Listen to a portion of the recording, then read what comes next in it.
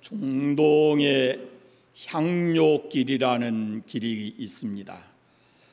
총 길이가 1931km 정도 되는데, 옛날 고대 라바트인들이 이 아라비아 반도에서 난 그 향료를 낙타에다가 싣고 이 지중해에 있는 가자 항구를 통해서 이 지중해를 통과해서 로마 또 유럽을 이렇게 가는 그런 길입니다. 계피나 개수나무 향료를 비롯해서 금, 진주, 각종 보석, 희귀 동물의 가죽 이런 것들을 무역한 길인데, 대표적인 상품이 향료입니다. 그래서 지금도 요르단이나 오만 같은 나라에 가면은 이 향료만 전문적으로 파는 그런 가게가 있습니다.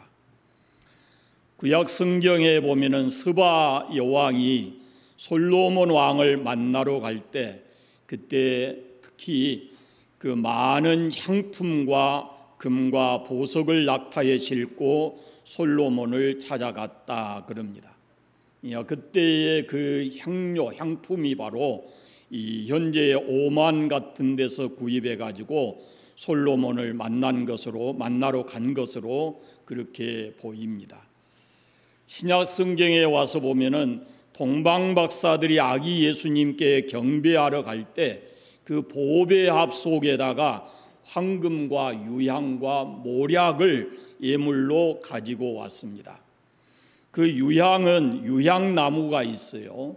아가서에 보면은 이 아가서 4장에 좀 여러 가지 얘기들이 나오는데, 그 향료가 매우 귀하게 여겨진 향료고, 모략은 모략나무의 껍질에 상처를 내 가지고 그 흐르는 유액을 이렇게 받아서 그걸 건조시키는 것이 모략입니다.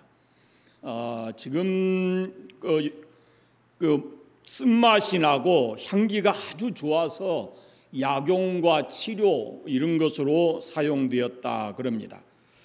요즘에 방송에 보면은 그 한의사들이 많이 선전하는 것이 있어요. 뭡니까? 침향 들어보셨죠? 침향. 값비싸고 매우 희귀한 향료입니다. 예수님이 십자가에 돌아가신 후에 니고데모라는 사람이 예수님을 장사하기 위해서 모략과 침향 섞은 거 100근쯤 가져왔다라고 요한복음에 보면은 기록이 되어 있어요. 그러니까 예수님이 십자가에 죽으셨을 때 니고데모가 가져온 것이, 그것이 대단한 그런 예수님에 대한 예우를 갖추는 그런 것이었습니다. 지금 우리나라에도 이 향료들이 있죠. 대표적인 향료가 뭡니까?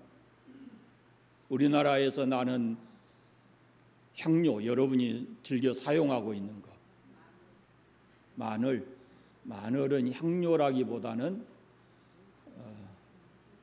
향료라고 하면은 아마 기억하실지 모르겠어요. 잼피 아시죠?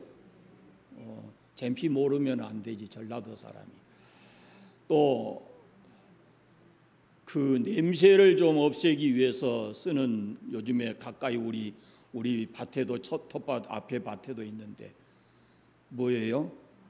방아잎 같은 건 어디다 써요? 안 사람은 알 거예요. 그게 다 향료에 속하는 거예요. 근데 향료를 이렇게 보면은 그 가지수가 엄청나게 많이 있습니다. 특별히 그 중동의 이 향료가 굉장히 발달되어 있거든요.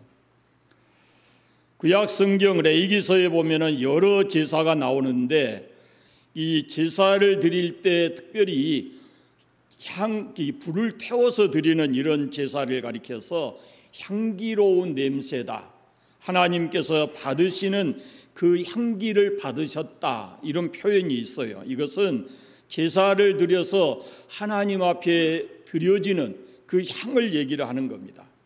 제가 제 첫방에 오면은 그 침향 섞은 이런 향이 있어요. 향이 있는데 그 향이 굉장히 좋습니다. 이렇게 침향이 얼마나 들어갔느냐에 따라서 그 향 냄새가 달라져요. 굉장히 그 사람의 기분을 상쾌하게 만들고 좋은 것입니다. 근데 비싸거든요, 그것이. 오늘 말씀에 보면은 우리 사도 바울이 그리스도인들을 가리켜서 하나님 앞에서 그리스도의 향기다 이렇게 말씀을 해요. 우리는 항상 냄새와 더불어서 세상을 삽니다. 각각의 동물이나 식물이나 그 나름대로 다 냄새를 가지고 있습니다.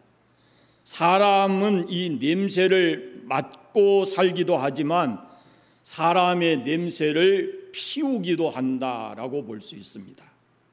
그 중에는 우리가 믿음으로 기분이 좋아지는 것도, 맡음으로 인해서 기분이 좋아지는 것도 있고, 싫어하고 좋지 않는 냄새를 맡으면 기분이 썩 좋지 않는 것들도 있습니다.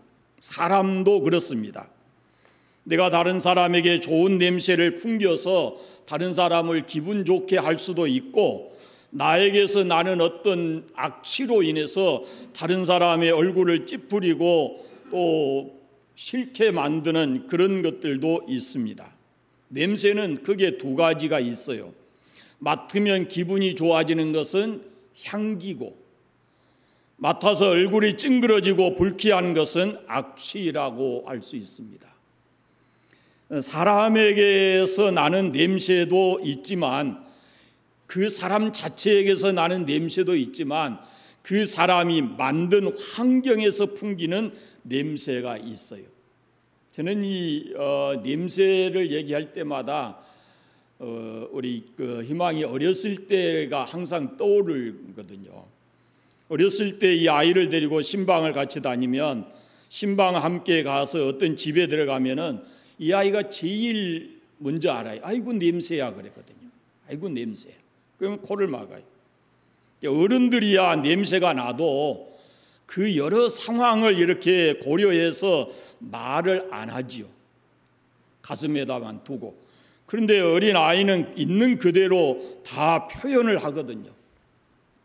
그러니까 이 아이의 입에서 아이 냄새야 그랬을 때 그게 좋은 냄새였겠어요? 그렇지 않겠어요? 별로 좋지 않는 것입니다. 고약한 냄새, 자기가 평상시에 우리 집에서 맡아볼 수 없었던 그런 냄새를 맡았거든요.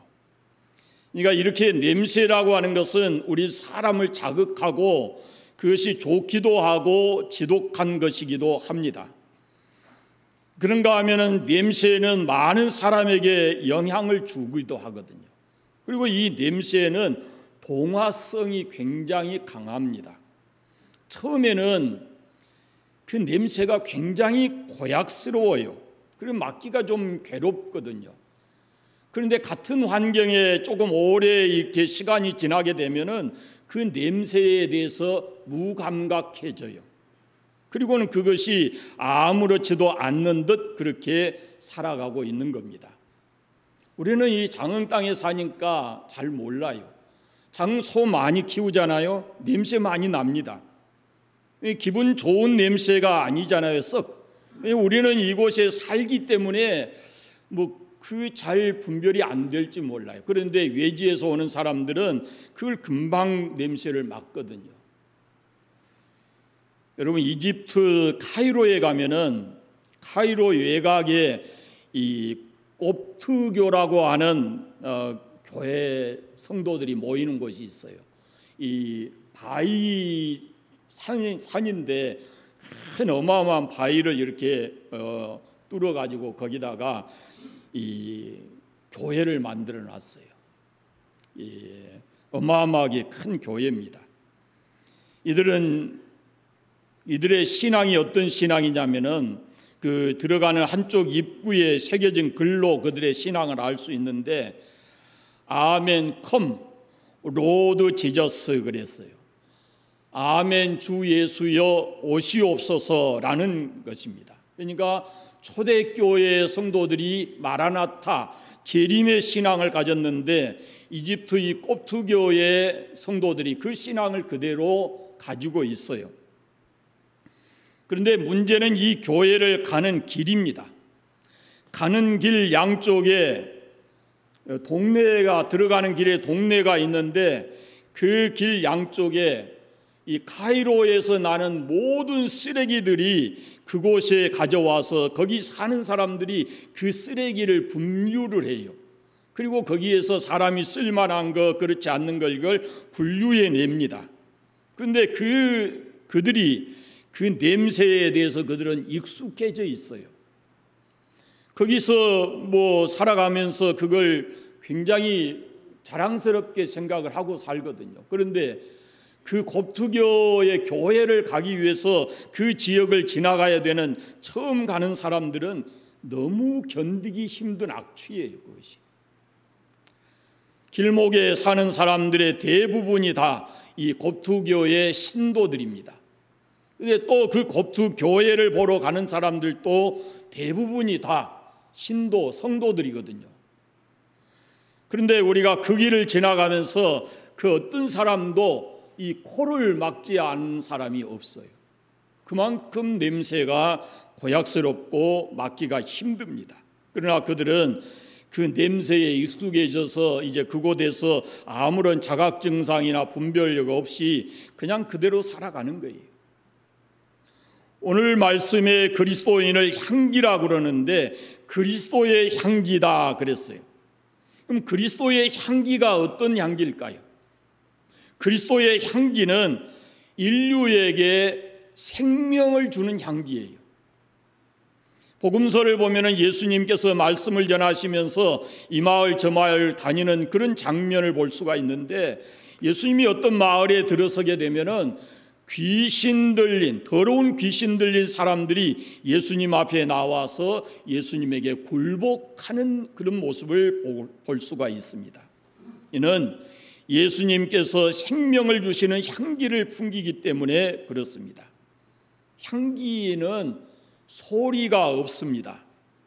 그러나 그 영향력은 매우 강합니다. 본래 귀신은 향기를 싫어합니다. 여러분, 사람이 죽고 그 장례를 치를 때 우리가 지금은 뭐 시신을 이렇게 다른 곳에 두지만 그래도 그 앞에다가 뭘 합니까? 향을 피우죠. 향을 피우는데 왜 향을 피웁니까? 본래 향을 피운 것은 두 가지 의미가 있어요. 하나는 위생적인 것으로 인해서 그 사람의 시신이 이제 부패하면서 나는 그 냄새를 향으로 그걸 희석시키기 위함이고, 또 하나는 미신적인 의미가 있는데 귀신은 향내를 싫어하기 때문에 잡신을 가까이 하지 못하게 하기 위해서 그렇게 한다라고 합니다. 오늘 16절 말씀을 보시면 이 사람에게는 사망으로부터 사망에 이르는 냄새요, 저 사람에게는 생명으로부터 생명에 이르는 냄새다 그랬습니다. 같은 한 냄새가 어떤 사람에게는 좋은 냄새로, 또 다른 어떤 사람에게는 좋지 못한 냄새로 맡아진다라는 것입니다. 예를 들어서 우리나라 사람들은 김치나 청국장 같은 냄새를 그렇게 뭐 개인 성향에 따라서 다르겠지만 대부분은 싫어하지 않거든요. 어린 아이들은 몰라도. 그런데 외국 사람들은 그것이 굉장히 힘든 냄새거든요. 우리가 외국 나가서도 역시 마찬가지거든요. 그 사람들은 그게 아무렇지도 않는 냄새인데 우리는 그 냄새를 맡기가 너무도 역겨울 때가 많이 있습니다.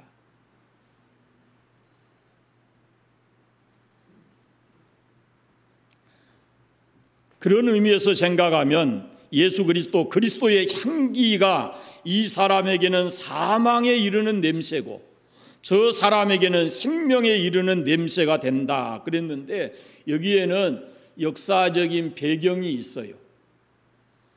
옛날 로마 사람들이 전쟁을 해서 많은 지역을 점령했잖아요.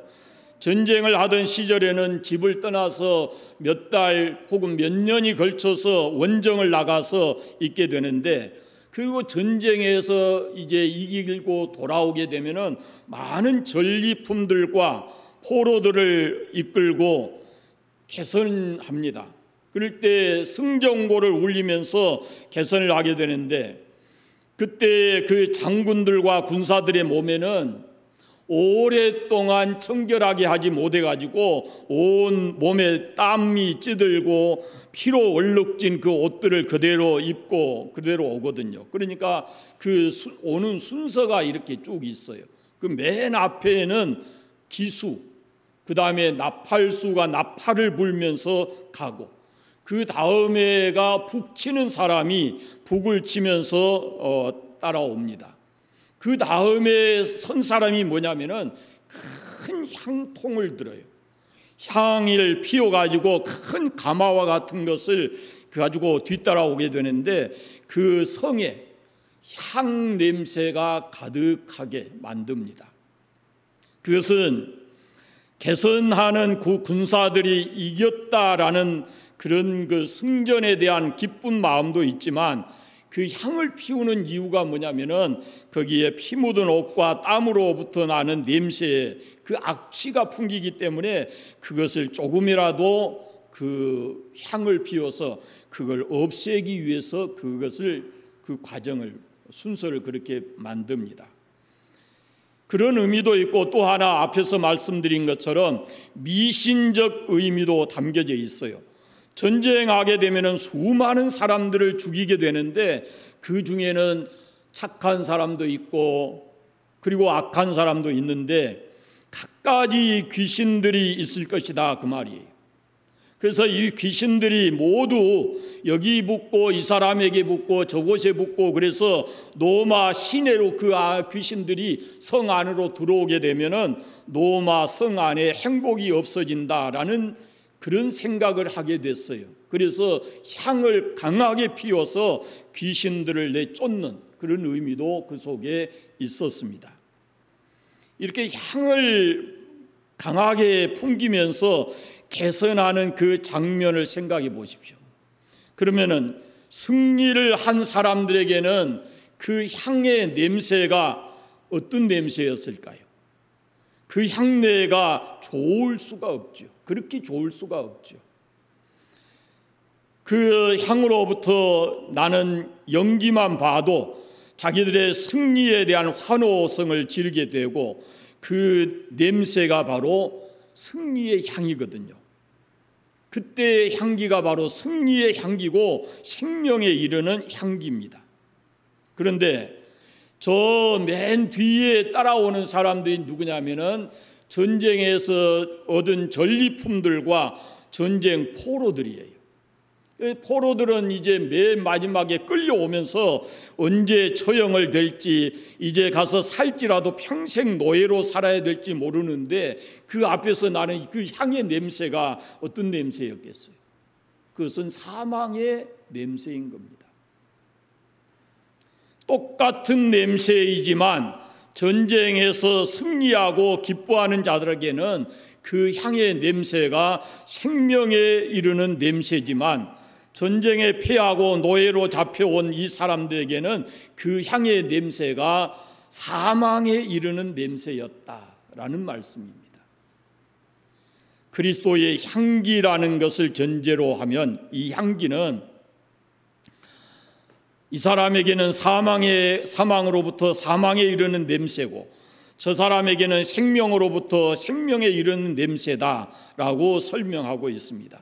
그러니까 그리스도의 향기라는 말은 그리스도를 믿고 그리스도 안에 있는 사람에게는 그것이 생명의 향기다라는 거예요. 참으로 좋은 생명의 향기지만, 그리스도 반대하고 핍박하고 거역하는 사람들에게 있어서는 예수 그리스도가 가시는 것이, 예수 그리스도가 행하는 모든 역사가 그들에게는 생명의 향기가 아니라 죽음의 향기, 사망에 이르는 냄새였다라는 겁니다. 그러니까 여기서 말하는 그리스도의 향기는 사랑의 향기고 승리의 향기고 빛의 향기고 영적인 힘인데, 그 힘이 바로 예수님에게 있어서 그가 가는 곳에 병자가 낫고 굶주린 자가 배부르게 되고 눌린 자가 풀려나고 죽은 자가 다시 살아나는 그런 역사가 그 생명의 향기이신 그리스도를 통해서 나타났다라는 말씀입니다. 근데 그 다음에 말씀을 보면은 이런 것이 있어요. 이 생명의 향기, 생명에 이르는 냄새, 이런 표현이 있는데요. 냄새는 살아있을 때 냄새가 좋은 것이지 죽은 것은 절대로 좋은 냄새가 날 수가 없어요. 그렇게 예쁜 꽃도 떨어져 썩게 되면은 그 악취가 나거든요. 살아있을 때는, 피었을 때는 그 꽃에서 향기가 나지만 죽어 떨어지게 되면은 거기에서는 고약한 냄새가 풍기게 되는 것이죠. 그러니까 살아있는 것이, 그것이 사람들에게 좋은 이 냄새를 풍길 수 있다라는 겁니다. 그 다음에 본문에서 우리가 눈여겨볼 말씀이 하나 있는데, 그것은 우리를 향해서 이렇게 말씀을 해요. 이 그리스도의 향기를 따르는 우리의 향기가 있다, 이렇게 말씀을 합니다. 14절에 보면은 그리스도를 아는 냄새를 나타내시는 하나님께 감사한다. 우리로 말미암아서 각 처에서 그리스도를 아는 냄새를 풍기게 해주신 것을 감사한다 그랬습니다. 그러니까 우리는 스스로의 생명의 향기를 발할 수 있는 사람이 아니에요. 14절에 그리스도를 아는 냄새, 이 말은 예수 그리스도로부터 생명을 전달받은 그런 냄새, 그걸 말하는 겁니다. 그러니까 이것은 예수님을 믿고 예수님과 사귐을 통해서 나도 모르게 우리의 말과 언어와 삶을 통해서 그 예수님에게서 묻어나는 냄새가 나를 통해서 또 다른 사람에게 전해지는 것을 말하는 겁니다. 내가 예수님과 가까이 있으면서 예수님의 그 냄새가 내 인격과 삶에 묻어져 나오는, 나를 통해서 묻어져 나오는, 조금씩 풍겨져 나오는 그런 것을 얘기하는 거예요. 우리가 이 점을 분명히 알아야 됩니다. 내가 누구와 사귀느냐, 이것은 대단히 중요합니다. 누구와 사귀느냐에 따라서 그 풍기는 냄새가 달라지는 것이거든요. 여러분, 신학교에 다닐 때 아주 열심히 공부하고 순수했던 사람이 어느 날 그 사상이 아주 나쁘게 흘러가는 사람들이 있어요. 이렇게 얘기를 나눠보면은 누군가로부터 그 영향을 받거든요.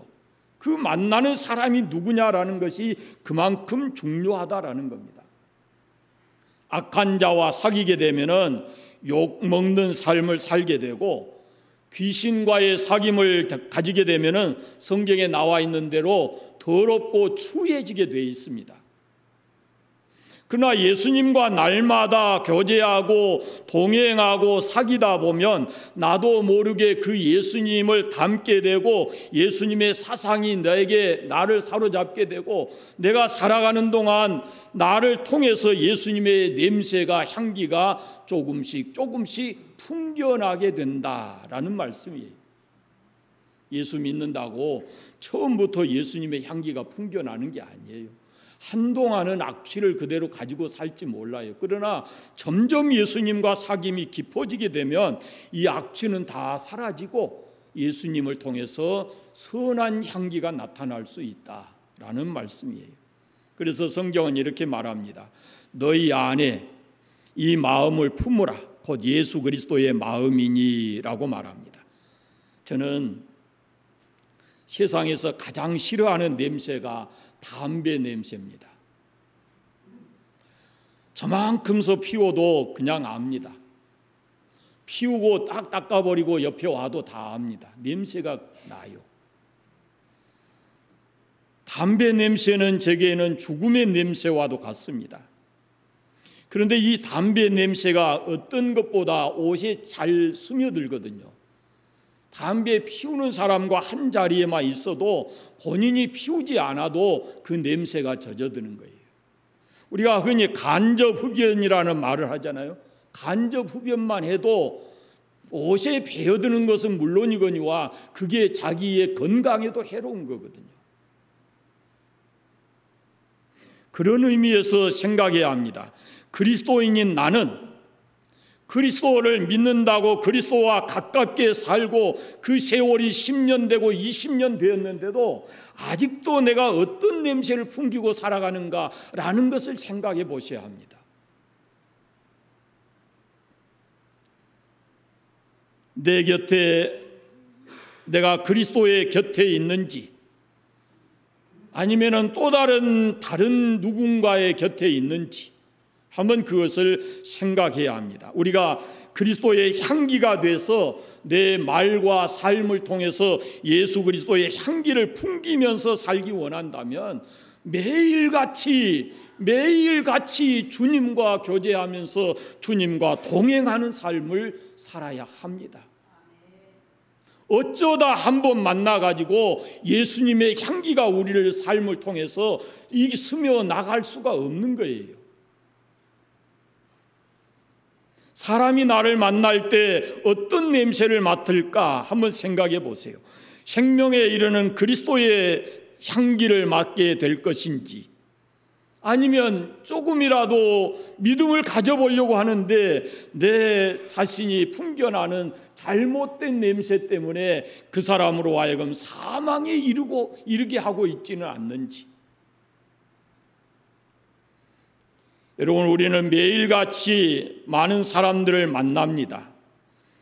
나의 이 삶이 사람의 생명을 살리는 그런 생명의 냄새를 풍기고 사는지 아니면 어떤 사람의 영혼을 죽음으로 몰아넣는 악취를 풍기면서 살아가는지 우리가 스스로 생각해야 할 것입니다. 중국에 전해져 내려오는 이런 이야기가 있어요. 어떤 사람이 강에서 소에게 물을 먹이려고 하는데 한 친구가 소를 몰고 왔어요. 소를 강가에 데려오더니 물을 먹이는 것이 아니라 이 물을 떠서 소의 귀를 씻어내는 거예요. 그래서 왜 소의 귀를 씻느냐 그랬더니 오늘 듣지 말았어야 할 말을 이 소가 들었다. 그래서 소의 귀를 씻는다 그랬어요. 그러니까 그 말을 듣고 먼저 소에게 물을 먹이던 이 친구가 다시 소를 몰고 그냥 가버리는 거예요. 가요. 그러니까 그 사람이 물어요. 왜 자네는 소를 그냥 몰고 가는가 그랬더니 더러운 귀를 씻는 더러운 물을 우리 소에게 먹여서는 안 된다. 그렇게 얘기하고 소를 몰고 갔다는 거예요. 여러분, 내가 누구 곁에 있는가를 생각하십시오. 내가 누구 곁에 날마다 누구와 많은 시간을 보내고 누구와 같이 교제하면서 사는지 생각해 보십시오. 나를 통해서 사람들이 그리스도의 향기를 맡고 생명에 이르는 냄새를 내가 풍기며 살아가는 것인지 아니면 내 삶을 보고 또 다른 사람에게 어떤 상처와 낙심을 가지게 해서 그 사람으로 하여금 마지막 사망에 이르게 하는 냄새를 풍기고 있는 것은 아닌지. 만약에 우리가 그리스도의 향기가 되어서 사람들에게 선한 영향력을 끼치고 그들을 생명으로 이르게 하는 그런 삶을 향기를 풍기고 살아가기를 원한다면은 주님을 사랑하십시오. 매일같이 주님의 말씀을 배우십시오. 읽고 배워야 합니다. 그리고 매일같이 주님과 교제하셔야 합니다. 어느 순간에 그렇게 살다 보면 내가 의식하지 않아도 내 말과 행동을 통해서 예수 그리스도의 향기가 풍겨나게 될 줄로 믿습니다. 우리는 예수님과 날마다 가까이 하고 그 예수님과 가까이 하는 것을 즐기면서 살아가야 합니다. 여러분, 예수님과 서먹서먹한 관계가 되지 않기를 바랍니다. 요 며칠 전에 새벽 기도할 때 제가 친하다는 말을 얘기했어요. 예수님과 친하시기 바랍니다. 예수님과 날마다 친해야 돼요. 그분이 누군가를 생각하면 그분을 제껴놓고 내가 또 다른 누구와 친할 수가 없어요. 우리가 예수님의 향기를 예수님과 날마다 가까이 하게 되면 나의 생각과 언어와 행동과 인격의 삶을 통해서 나도 모르지만 예수님의 그 향기가 이웃을 향해 퍼져나가게 될 줄로 믿습니다.